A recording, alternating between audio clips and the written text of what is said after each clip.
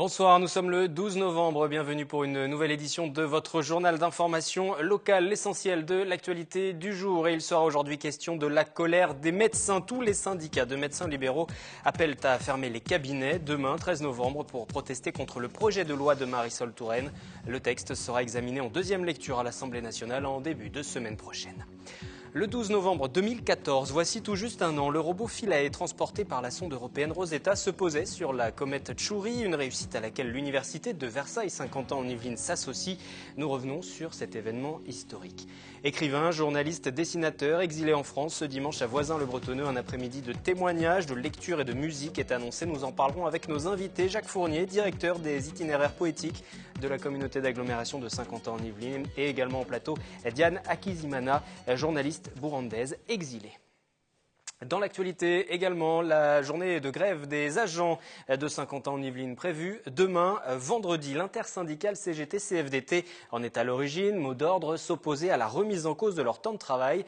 Le président de l'agglomération de Saint-Quentin entend aligner la durée de travail des fonctionnaires sur la durée légale. Cela va se traduire notamment par la suppression de 13 jours de congé par an. Pascal Bory, responsable CFDT à Saint-Quentin en Yvelines à la communauté d'agglomération, est en ligne avec nous. Bonsoir Pascal Bory.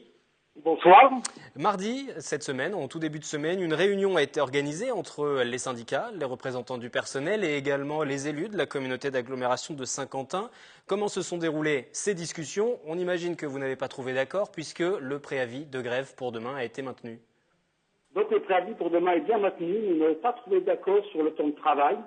Donc nous avons fait une contre-proposition à Monsieur le Président sur une base de 1565 heures. Monsieur le Président, lui, reste sur les 1607 heures, intolérable, et nous ne céderons pas. Nous n'irons pas au-delà des 1565 heures. Vous étiez déjà mobilisé, d'ailleurs on envoie les images à l'antenne, vous avez déjà organisé une mobilisation lors d'une précédente réunion du conseil communautaire avec les élus. Aujourd'hui on vous sent encore plus remonté, vous semblez assez déterminé. La grande monte, il y a un mécontentement total chez les agents. Demain, nous serons nombreux et mobilisés. Et si jamais nous ne trouvons pas d'accord, nous sommes prêts à faire d'autres actions, amplifier les actions sur Saint-Quentin, voire au-delà. Donc la grève pourrait être reconduite au-delà de vendredi? Tout à fait, oui. Concrètement, ça veut dire qu'aucun service public ne sera assuré, des médiathèques seront fermées pour les usagers, les Saint-Quentinois qui nous écoutent ce soir? Oui, là, les médiathèques seront fermées. Il y a une grosse mobilisation des agents.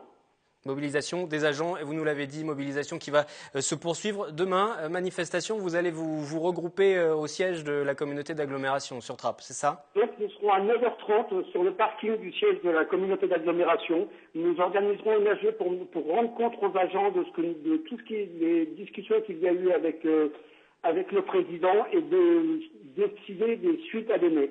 Mais aujourd'hui, justement, vous êtes encore prêt à discuter ou vous restez sur vos positions et il n'y aura aucun accord possible, aucune négociation possible? Quelle est votre demande aujourd'hui? Quelle est votre demande aujourd'hui? La négociation reste ouverte.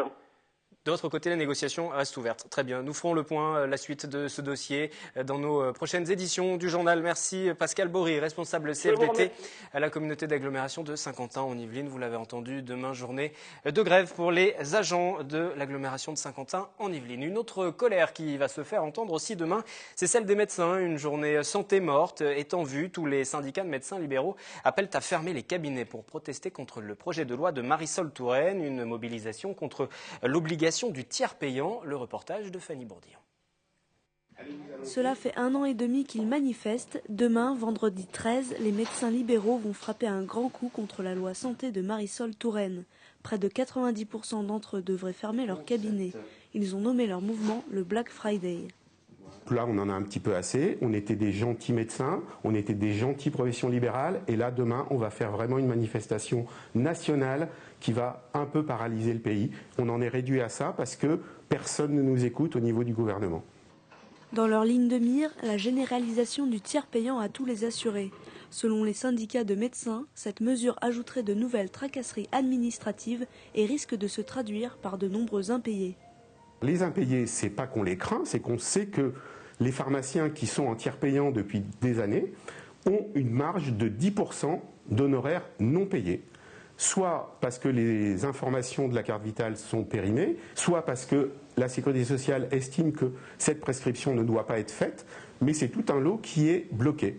Le lot bloqué pour un pharmacien, ça se monte à des milliers d'euros éventuellement. Une majorité de médecins, mais aussi dentistes, kinésithérapeutes, infirmiers et orthophonistes participeront à ce mouvement qui pourrait durer tout le week-end. Lundi, ils manifesteront devant l'Assemblée nationale où la loi sera abordée en seconde lecture. Et demain, vendredi, les médecins préparent une opération escargot. Ils partiront de la caisse primaire d'assurance maladie du Val d'Oise en direction de l'agence régionale de santé d'Île-de-France installée sur Paris.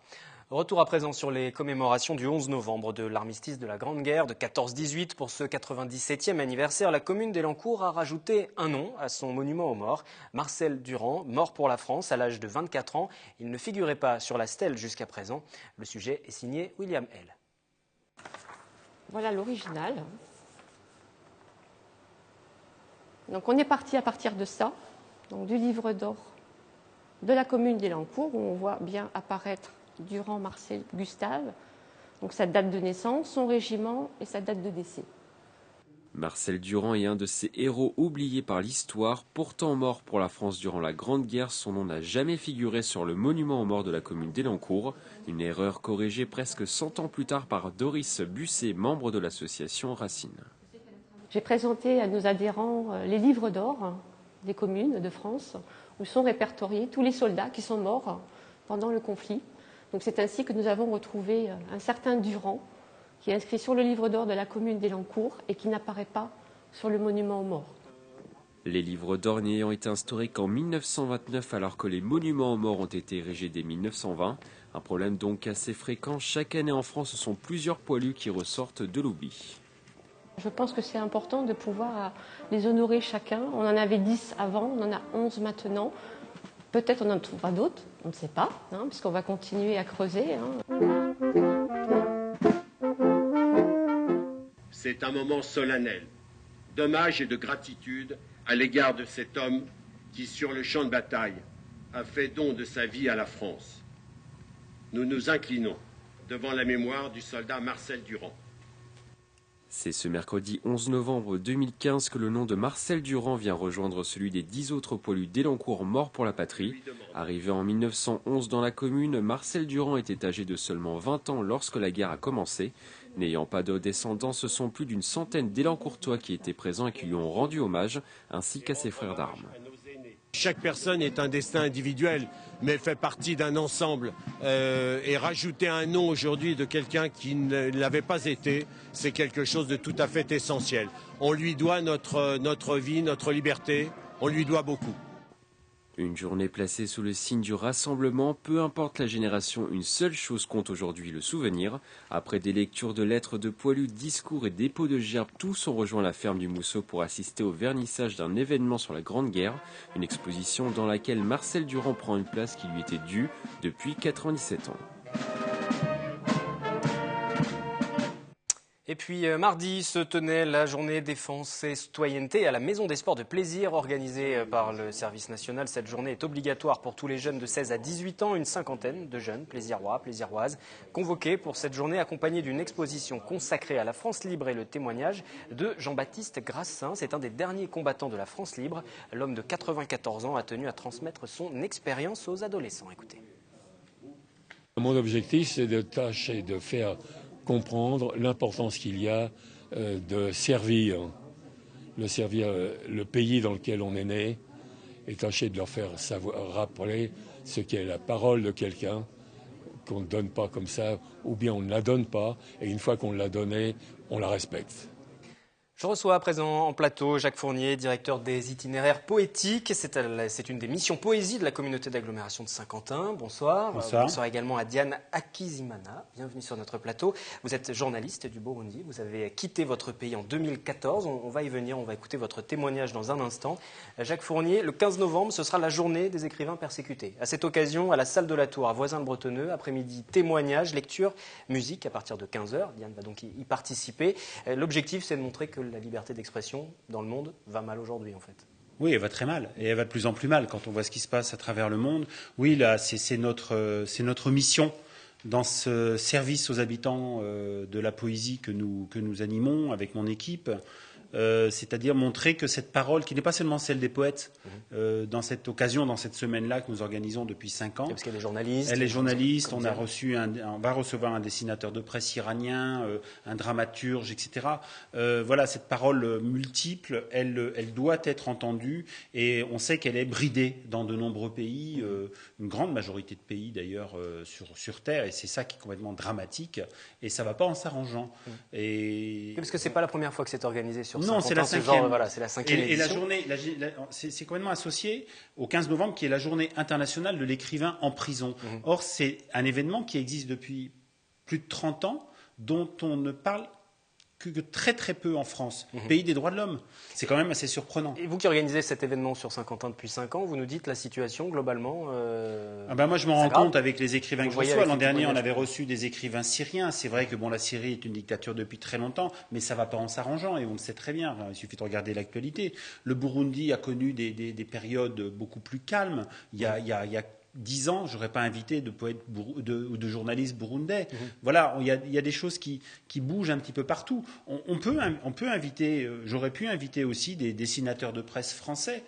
Quand on voit les pressions auxquelles ils sont soumis, on se dit que c'est à nos portes, et donc il faut qu'on fasse très attention. Et c'est un mot qu'a beaucoup utilisé Maxime Ndebeka, le poète du Congo-Brazzaville que nous avons invité cette année, qui parle de vigilance. Et c'est-à-dire qu'on incite les jeunes. C'est pas du tout le but n'est pas d'en faire trop non plus, de faire pleurer Margot dans la chaumière, mais de bien montrer qu'il faut être attentif à ce qui se passe. Et ce qu'on a conquis, et ce que nos anciens ont conquis, on en parlait avec la guerre 14-18 et les guerres 39-45, cette liberté, elle est fragile, et donc il faut la préserver, et non seulement la préserver, il faut l'entretenir. Le 15 novembre à 15h, à la salle de la Tour à Voisins-le-Bretonneux, Diane, vous serez présente. Journaliste, 2014, vous quittez le Burundi après avoir dénoncé les actes antidémocratiques du président, et aujourd'hui vous dites que la situation est critique. Membre de la société civile ou journaliste, beaucoup ont choisi le chemin de l'exil, sinon c'était la mort. Oui, c'est ça. On a un régime du président, justement, le président qui veut garder son mandat qui est anticonstitutionnel, qui a été dénoncé par les activistes de la société civile, les journalistes. Et du coup, on devient candidat à la mort. La liberté. Vous-même, lorsque vous avez, avant de quitter votre pays, vous avez reçu des pressions, des appels, des menaces peut-être même? Des menaces de mort. J'ai fait des reportages sur les jeunes qui étaient utilisés par le pouvoir ils étaient armés, entraînés militairement, et pour aller intimider d'autres gens de l'opposition. Voilà, des coups de fil, vous dire que gare à vous. Voilà. On a entendu Jacques Fournier dire tout à l'heure que la situation à travers le monde, et puis pour le Burundi aussi, s'aggravait, et que c'était assez alarmant, puisqu'on pourrait imaginer qu'au fur et à mesure des années, quand même, il y a une sensibilisation de la communauté internationale. Ce n'est pas le cas du tout. Comment vous le ressentez? Il n'y a pas, les pouvoirs publics, les différents pays ne comprennent pas l'enjeu, le problème. Vous savez, le Burundi, peut-être que c'est un petit pays qui est peu connu, mais aussi il y a ce problème des hommes politiques, certains hommes politiques qui ont fait tellement de magouilles qui veulent à tout prix garder le pouvoir pour ne pas être jugés après. Parce que quand ils perdent le pouvoir, ils ne sont plus les mêmes. Donc du coup, ils sont prêts à n'importe quoi pour garder ce pouvoir. Aujourd'hui, vous êtes exilé en France. Comment vous poursuivez le combat, justement? Est-ce que vous arrivez à poursuivre ce combat? Oui, par l'écriture. Je fais des articles sur le Burundi et je dénonce tout ce qui se passe en matière des droits de l'homme, des violations des droits de l'homme, des assassinats politiques. Vous réussissez à garder contact avec des gens sur place aussi encore? Oui, il y a Internet et à la maison où je suis, la maison des journalistes justement, il y a un blog où je continue à produire des articles. Et vous rencontrez aussi les jeunes, puisqu'il y a eu des rencontres qui ont été organisées, ça fait partie des différentes animations de ce que vous proposez. Vous avez déjà rencontré des élèves justement, vous avez pu échanger avec les plus jeunes? Oui, les collégiens, les lycéens, et c'était intéressant parce que peut-être ils entendent ça à la radio, ils n'ont pas eu des témoignages là, en direct qui disent ce qui se passe dans d'autres pays que la France. Donc, il y a eu ces différents échanges, il y aura ce rendez-vous de dimanche. Il y aura d'autres journalistes, des écrivains, des poètes qui seront présents aussi. Oui. On peut faire un petit point sur la journée de dimanche? Oui, alors dimanche, il y aura donc à 15h à la salle de la Tour à Voisins-le-Bretonneux, et je remercie la ville de Voisins de nous héberger, de nous accueillir. Il y aura donc Diana Kizimana, donc journaliste du Burundi, Ala Mohamed, qui est poète et cinéaste syrienne, Il y aura Maxime Ndebeka, poète, dramaturge, romancier du Congo-Brazzaville, et Manan Eyestani, jeune dessinateur, caricaturiste iranien, qui est venu avec nous cet après-midi rencontrer des lycéens au lycée Villaroy. Voilà, oui, toute la semaine, on a rencontré comme ça. Ça se fera jusque demain soir, vendredi, plus de 500 collégiens et lycéens. Et ça, c'est essentiel. Il faut savoir aussi qu'il y a autre chose qui est organisée par la Maison de la Poésie en parallèle. On prête une exposition d'écrivains persécutés du XXe et du XXIe siècle. Et la compagnie Compte en Bande lira quelques textes de ces écrivains du monde samedi à 16h à la médiathèque des 7 Mars. Et c'est un moment aussi important pour nous de faire entendre cette parole d'écrivains, de Lorca, Desnos, Václav Havel ou Svetlana Alexievitch qui vient de recevoir le prix Nobel de littérature, la faire entendre cette parole d'écrivains libres qui osent défier le pouvoir absolu, qu'il soit politique, religieux, idéologique, pour tout simplement dire non à cette abomination qui est la dictature. Vous vous sentez investi d'une mission justement aujourd'hui ? Encore plus maintenant que vous êtes exilé ? Oui, avec pour faire changer les choses. Oui, avec du recul, justement, j'arrive à avoir... le peuple burundais a été longtemps opprimé, et là, ça me donne envie de continuer encore. Continuer ce combat. Pour terminer, juste peut-être, Jacques Fournier, un dernier mot sur l'exposition qui est proposée en ce moment à la médiathèque Jacques Brel jusqu'au 21 novembre. On va en voir quelques images. Exposition sur lesquelles on peut découvrir des textes. Oui, voilà. Alors j'ai proposé à la ville de Voisin d'accueillir dans l'exposition consacrée à la guerre 14-18 des haïkus, des textes qui ont été rassemblés par Dominique Chipot, publiés chez Bruno Doucet, dans une anthologie qui s'appelle En pleine figure, qui rassemble ces textes écrits par des combattants de la guerre 14-18, des haïkus, c'est-à-dire cette forme très courte. On était au début du XXe siècle dans la mode un peu japanisante, et donc cette forme d'écriture était arrivée en France peu de temps avant, et on a retrouvé énormément de textes, et beaucoup ont été publiés dans des revues pendant la guerre, mais aussi après la guerre, et donc j'ai reproduit sur des ardoises de terre cuite, c'est-à-dire cette terre qui était utilisée dans le nord de la France et qu'utilisaient les terrassiers pour renforcer les tranchées. J'ai reproduit une quinzaine de ces textes courts qui évoquent différents aspects de ce que ces hommes ont pu vivre au front, dans la boue, dans l'horreur et dans l'abomination. Voilà, et ces textes sont éparpillés dans l'exposition. Il faut faire l'effort d'aller les lire. Elles sont souvent posées au sol et je trouve ça très intéressant parce que c'était là que ça se passait. Journée dédiée aux écrivains persécutés, écrivains, journalistes et dessinateurs à travers le monde. Ce sera le 15 novembre. Il y a 2 rendez-vous, samedi déjà sur Elancourt et puis le dimanche sur Voisin, le Bretonneux. Merci d'être venu témoigner. Merci d'être venu nous présenter l'opération. Et nous allons terminer cette séquence avec justement un reportage réalisé dans l'un des établissements où vous êtes intervenu. C'était au collège Les Saules, dont nous avons parlé il y a quelques instants. Rencontre entre les jeunes et puis ses auteurs, le compte-rendu de Séphora Namani. Dans la salle, une trentaine d'élèves du collège Les Saules de Guyancourt étaient présents lundi matin pour partager le témoignage d'écrivains persécutés dans leur pays. Des témoignages pour sensibiliser les jeunes à la valeur de la liberté. J'aimerais bien passer le message de tolérance, en fait. J'ai vécu dans un pays où la tolérance, c'est un mot vraiment difficile à appréhender parce que les gens cherchent à... Toujours, il y a certaines divisions. La liberté, c'est quelque chose d'important et qu'il ne faut pas la brader, il faut y tenir et puis résister. Même quand on est ici, tout semble être bien gagné, mais il faut de la vigilance. Cette rencontre avait lieu dans le cadre de la Semaine des écrivains persécutés qui se déroule du 9 au 15 novembre. Le but, faire prendre conscience aux jeunes qu'on peut être emprisonné encore aujourd'hui dans certains pays pour un positionnement politique ou une expression de liberté. Nous avons décidé, nous, en nous associant avec le PEN Club, une association centenaire qui défend les écrivains, qui sont des écrivains qui défendent les écrivains, Amnesty International et cette année la Maison des journalistes à Paris qui accueille les journalistes réfugiés. Nous avons initié cette semaine qui permet à des écrivains qui ont connu ou qui connaissent encore la persécution dans leur pays, principalement pour fait d'écriture, de rencontrer des collégiens et des lycéens ou des étudiants. Organisée depuis 5 ans par les itinéraires poétiques, cette semaine propose différentes rencontres avec les scolaires.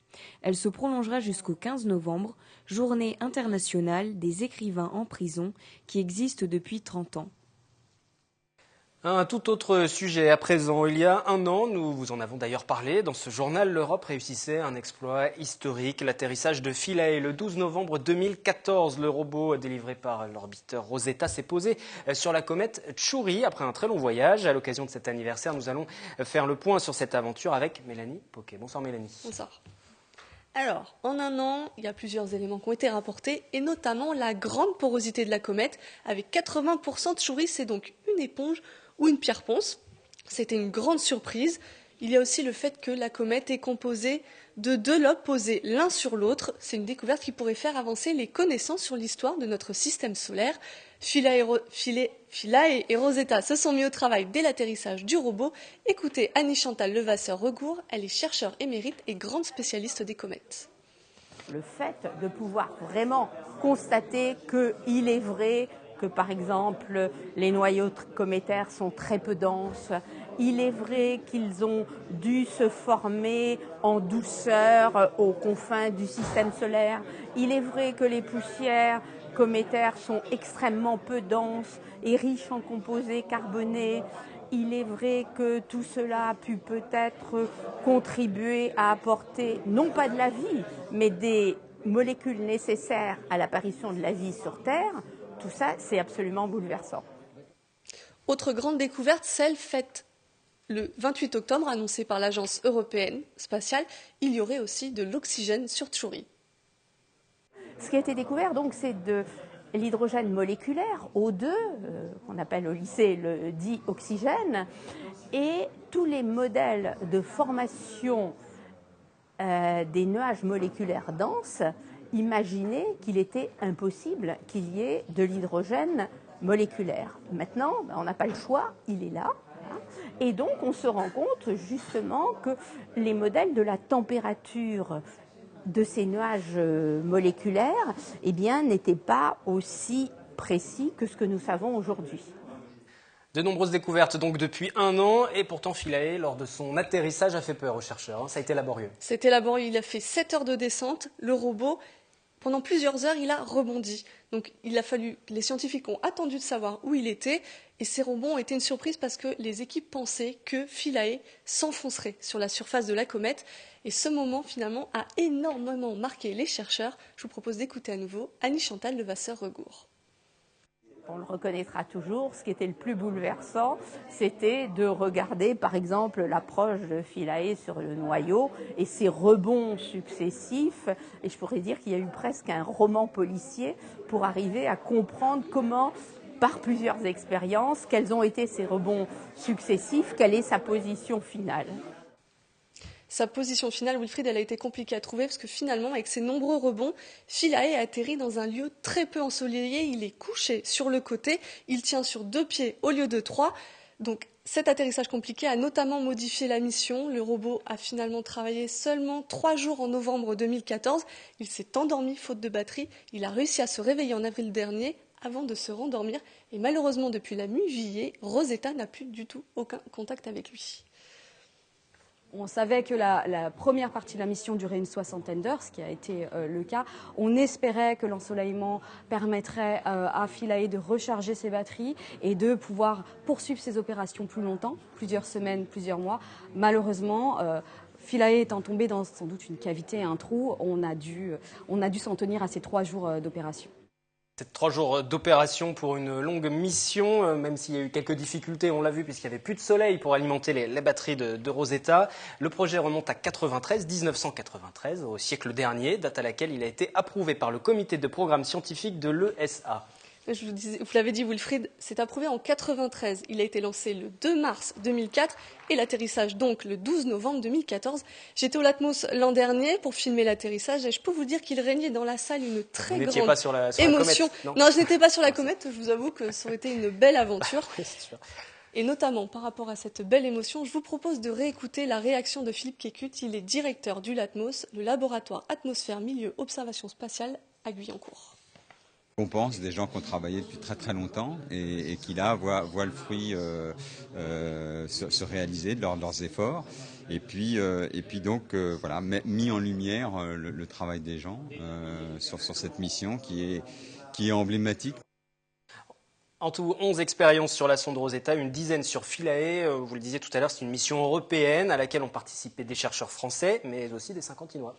Et c'est du côté du Latmos qu'il faut se tourner. Le laboratoire est basé à Saint-Quentin. Il a participé à l'élaboration de 7 des 20 instruments présents à bord de l'orbiteur et du robot, et notamment Concer, un radar. Concer, lui, travaille en transmission, ce qui est très atypique. On émet d'un côté et on reçoit de l'autre, et entre deux, il y a le noyau de la comète. Donc, le temps de propagation à travers la comète nous donne une idée de la vitesse de propagation dans le noyau et donc de sa porosité, par exemple, de ce qu'on appelle la permittivité, qui est un mélange de porosité, de composition et de température. Alors, les équipes, Wilfried, attendent pour le moment de recueillir les données collectées par Philae lors du périhélie, c'est-à-dire quand la comète était au plus près du Soleil. Et d'ici quelques mois, l'orbiteur devrait rejoindre son atterrisseur. Le périhélie.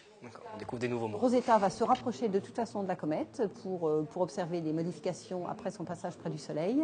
Et la fin programmée de la mission, c'est que l'orbiteur va se rapprocher de plus en plus du noyau et éventuellement, même si c'est possible, atterrir sur le noyau pour faire des observations très très proches du noyau. Alors, outre un possible atterrissage de Rosetta, les scientifiques espèrent avant tout que l'orbiteur et le robot parviendront à reprendre contact dans les semaines à venir. Wilfried Tchouri n'a pas fini de révéler tous ses secrets. Et vous reviendrez pour le prochain anniversaire, pour les 2 ans de la mission. Bon anniversaire donc à Rosetta et à cette mission qui s'était posée. Vous l'avez suivi, on imagine, avec beaucoup d'intérêt, comme tous ces phénomènes, comme la lune rouge par exemple, ou ce genre de choses que Mélanie suit toujours avec beaucoup d'attention. Merci. C'est la fin de cette édition du jeudi. Je vous retrouve demain, vendredi, pour le journal de la semaine. L'essentiel depuis lundi et puis l'essentiel du jour, bien sûr. Rendez-vous demain. Excellente soirée sur notre antenne.